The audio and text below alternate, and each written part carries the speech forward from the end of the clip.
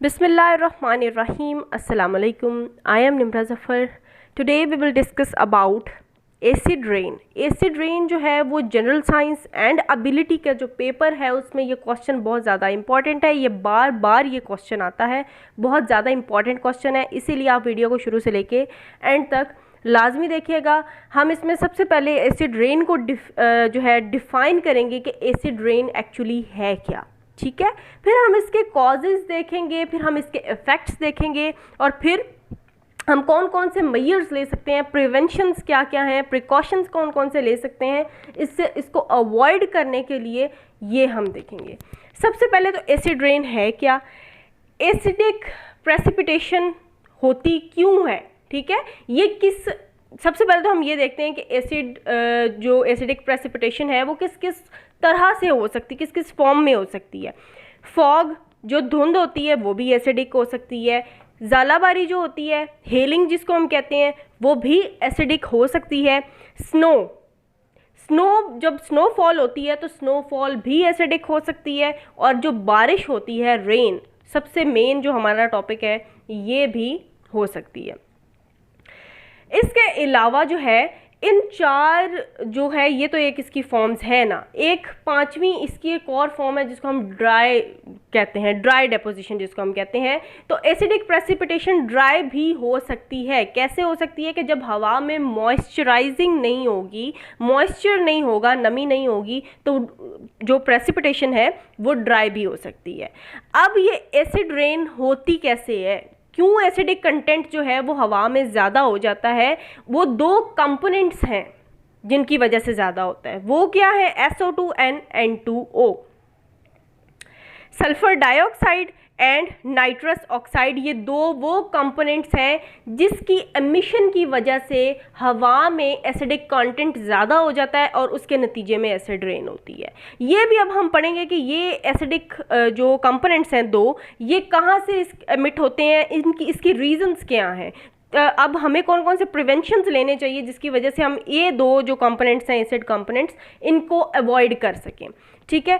Third point है, जब ये एसिडिक कंपोनेंट्स कंबाइन हो जाते हैं हवा के मॉइस्चर के साथ, हवा में जाते हैं, एयर में जो मॉइस्चर होता है उसके साथ ये कंबाइन होते हैं और उस एटमॉस्फेयर को क्या करते हैं, पॉइजनस बना देते हैं, एसिडिक बना देते हैं। एसिडिक कंटेंट इंक्रीज हो जाता है। किस लिए इंक्रीज होता है कि जब रिएक्शन होता है वाटर और ऑक्सीजन के साथ, किसका, इन दो एसिडिक कंपोनेंट्स का, तो उसके नतीजे में हवा और पानी जो है वो एसिडिक हो जाता है, ठीक है, जिसकी वजह से एसिड रेन होती है। एक डायग्राम के थ्रू इसको हम देखते हैं कि ये इंडस्ट्रीज़ हैं, फॉर एग्जांपल कोई भी है, कोई पावर प्लांट है, कोई कोल फैक्ट्री है, कोई और इंडस्ट्री है। जब यहाँ से एमिशन होती है SO2 की और N2O की, सॉरी यहाँ पर गलत लिखा गया, आप लोग करेक्ट कर लीजिएगा। जब इंडस्ट्रीज से ये एमिशन होती है, जब ये धुएं निकलते हैं इंडस्ट्रीज से या व्हीकल से या किसी भी तरह से, जब ये एरप्शन होती है, जब ये एमिशन होती है, तो क्या होता है कि ये एसिड कंपोनेंट्स जो हैं ये हवा में जाके मॉइस्चर के साथ जो कंबाइन होते हैं, जैसे कि हमने डेफिनेशन में पढ़ा, और जब ये कंबाइन होते हैं तो ऑक्सीडेशन प्रोसेस शुरू हो जाता है, ऑक्सीडेशन रिएक्शन स्टार्ट हो जाता है। जब वो रिएक्ट करती हैं ऑक्सीजन और वाटर के साथ, हवा में ऑक्सीजन है, ठीक है, जब ये वहाँ जाकर रिएक्ट करती हैं तो उसके नतीजे में क्या होता है, एसिड रेन होती है, एसिड स्नो भी हो सकती है और एसिड पार्टिकल्स और गैस। और जब भी ये किसी चीज़ पर भी जैसे कि बारिश हुई है, एसिडिक रेन है, एसिड का जो कंटेंट है वो ज़्यादा है उसमें, तो फिर क्या होगा, फिर आगे नुकसान क्या क्या होते हैं, इफ़ेक्ट्स क्या क्या होते हैं, ये हम बाद में डिटेल में स्टडी करते हैं। अब आते हैं इसके मेन कॉजेज़ पर। कॉजेज़ क्या है एसिड रेन के। अब हम अगर ये एक कॉज लिखेंगे तो फिर इसका कोई फ़ायदा नहीं है। ये तो एक बेसिक कॉज है, बेसिक रीज़न है कि ये एसिड कंपोनेंट्स दो हैं जिसकी वजह से एसिड रेन होती है, ठीक है। लेकिन ये कंपोनेंट्स कहाँ से आते हैं, सवाल तो ये है ना। CSS हम लोग कर रहे हैं, हमने हर चीज़ की डेप्थ में जाना है। हमें डेप्थ में नॉलेज जब तक नहीं होगी हम CSS क्लियर नहीं कर सकते। एसिड रेन के ये जो दो कंपोनेंट्स हैं, एसिडिक कंपोनेंट्स हैं, ये कहाँ से आते हैं, असल सवाल हमारा ये है।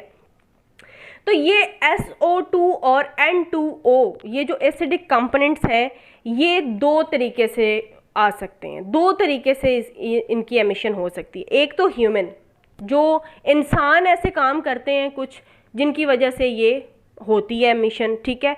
दूसरी नेचुरल रीजंस भी हो सकती हैं। अब ह्यूमन रीजंस क्या है कि पावर प्लांट बनाते हैं हम, कोल पावर प्लांट है, कोई भी पावर प्लांट है, वहाँ से जब एमिशन होती है, ये जो कोल पावर प्लांट्स होते हैं ये तो मेन रीज़न होती है कि यहाँ से जो है एमिशन होती है, कार्बन डाइऑक्साइड जो है वो बहुत ज़्यादा उसकी एमिशन हो रही है। और ये आजकल हमारा ये बहुत बड़ा इशू बन चुका है, क्लाइमेट चेंज का इशू बन चुका है। हमारी हर तरह से हम क्या हो रहे हैं, यहाँ पर हमें नुकसान हो रहा है, ठीक है।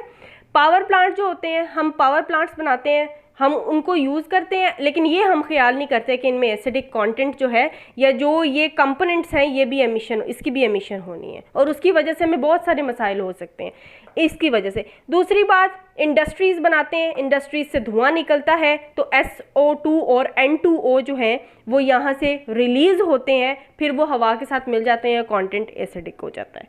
व्हीकल्स, जो हमारी गाड़ियों से, ट्रक से, बाइक से जो धुआं निकलता है, ठीक है, उस धुएं के निकलने की वजह से ये दो कंपोनेंट्स जो हैं वो हवा में, एटमॉस्फेयर में मिक्स हो जाते हैं। उसके बाद कोल फैक्ट्रीज़ आ गया। कोल फैक्ट्रीज़, हम कोल पावर प्लांट्स बनाते हैं, उसमें से जो एमिशन होती है वो बहुत ज़्यादा एसिडिक कर देती है हवा को, मॉइस्चराइज, जो मॉइस्चर है उसके साथ मिक्स करके बहुत ज़्यादा एसिडिक हो जाता है। अब आते हैं हम नेचुरल रीजंस पे। नेचुरल रीजंस कौन सी हैं? वॉल्केनिक इरप्शन, ये नेचुरली होता है, और इलेक्ट्रिसिटी स्ट्राइक्स, ये भी नेचुरली होता है, लेकिन इनमें से भी ये एसिडिक कंटेंट्स जो हैं, एसिडिक कंपोनेंट्स जो हैं वो रिलीज होते हैं। अब हम आते हैं कि एसिड रेन के इफ़ेक्ट्स क्या क्या हैं, किस पर असरअंदाज होती है और कैसे कैसे असरअंदाज हो सकती है, नुकसानात क्या हैं इसके। इफ़ेक्ट्स ऑफ एसिड रेन क्या हैं, किन किन चीज़ों पर एसिड रेन जो है वो किस किस तरह से असरअंदाज होती है। सबसे पहले तो हम एग्रीकल्चर पे आ जाते हैं। जब एसिड रेन होती है, पानी में एसिडिक कंटेंट ज़्यादा होता है, तो जो सॉइल की जो pH है वो चेंज हो जाती है, ठीक है। सॉइल की pH चेंज होने की वजह से हमारा एग्रीकल्चर सिस्टम जो है वो बहुत ज़्यादा बिगाड़ का शिकार हो सकता है, ठीक है। उसके बाद हम आते हैं प्लांट्स पर। जैसे कि pH ऑफ सॉइल चेंज हो जाती है एग्रीकल्चर के मामले में, उसी तरह प्लांट्स के मामले में भी होता है, प्लांट्स भी ख़राब हो जाते हैं। उसके बाद एनिमल्स जो है उन पर किस तरह ये असरअंदाज होता है कि जब एसिड रेन होती है, एनिमल्स जहाँ से पानी पीते हैं या जो कुछ भी होता है वो उनकी सेहत के लिए मुज़र है, ठीक है। मेरीन लाइफ, जब समुद्री जो है वो लाइफ है, जो कि सी में जो फिशेस होती हैं या पॉन्ड्स में या जहाँ पर भी जो मेरीन लाइफ है जितनी भी, वो सारी की सारी डिस्टर्ब होती है एसिड रेन की वजह से, क्योंकि जब पानी ऊपर से गिरता है तो फिर वो उस पानी के साथ मिक्स होता है और उस पानी का भी जो कंटेंट है वो ज़्यादा एसिडिक हो जाता है, जिसकी वजह से जो मछलियाँ वगैरह हैं वो मर जाती हैं। और उसके बाद ह्यूमंस को ये प्रॉब्लम होती है, रेस्पिरेटरी प्रॉब्लम्स बहुत ज़्यादा हो जाती हैं, क्योंकि एनवायरनमेंट में जो एसिडिक कंटेंट है वो ज़्यादा हो जाता है, सांस लेने में प्रॉब्लम होती है, और उसके अलावा भी बहुत सारे रेस्पिरेटरी प्रॉब्लम्स जो है वो क्रिएट होती हैं। उसके बाद है करोजन है बिल्डिंग्स की, मेटल की।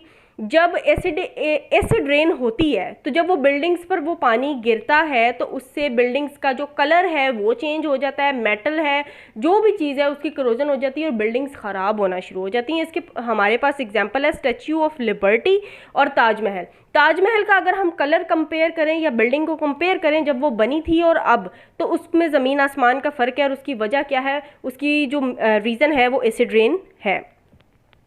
ये तो हमने इफ़ेक्ट्स देख लिए, तो इसके इफ़ेक्ट्स कैसे कैसे होते हैं, इसके नेगेटिव इफ़ेक्ट्स हमने देखे हैं। और अब आ जाते हैं इसकी प्रिवेंशन पे कि एसिड रेन को कंट्रोल किस तरीके से किया जा सकता है।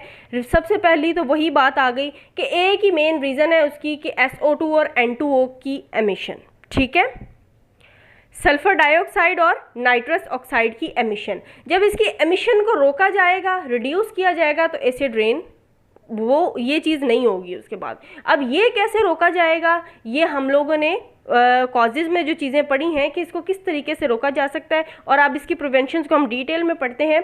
Lace use of fossil fuels का यूज़ कम करना। फॉसल फ्यूल्स जैसे कि कोल, ऑयल और गैस, हम ये चीज़ ज़्यादातर यूज़ करते हैं जिसकी वजह से इसकी एमिशन में इजाफा हो जाता है और इसी वजह से एसिड रेन की ये जो है ये रीज़न बन जाती है। उसके बाद आते हैं क्लीन फ्यूल्स हमें यूज़ करने चाहिए, लाइक बायोफ्यूल्स। उसके बाद हमें जो एनर्जी की सोर्सेज हैं वो रीन्यूएबल एनर्जी सोर्सेज को हमें अडॉप्ट करना चाहिए instead of non renewable. Renewable जो है वो सोर्सेज कौन कौन सी हैं? विंड पावर आ गई, सोलर आ गई, जियोथर्मल आ गई, बायोमास आ गई, ये हमारे पास रीन्यूएबल रिसोर्सेज है। अब इसको डिटेल में जो ये रीन्यूएबल सोर्सेज ऑफ एनर्जी हैं इनको डिटेल में इसके लिए एक अलग से लेक्चर बनाऊंगी, आप लोग वो भी देखिएगा। अब रीन्यूएबल सोर्सेज से क्या हो सकता है कि एमिशन कम हो जाएगी जब हम एक टोटली डिफरेंट वे यूज़ करेंगे एनर्जी प्रोड्यूस करने के लिए। तो ये जो एसिडिक कंटेंट है, ये जो एसिडिक ये कंपोनेंट्स हैं, ये इनकी एमिशन बहुत ज़्यादा कम होगी, जिसकी वजह से हमारे ये जो मसले हैं ये सारे के सारे सॉल्व हो सकते हैं। So this was all about our today's lecture. Thanks for watching the video, and if you like the video then don't forget to like, share and comment. Thank you so much.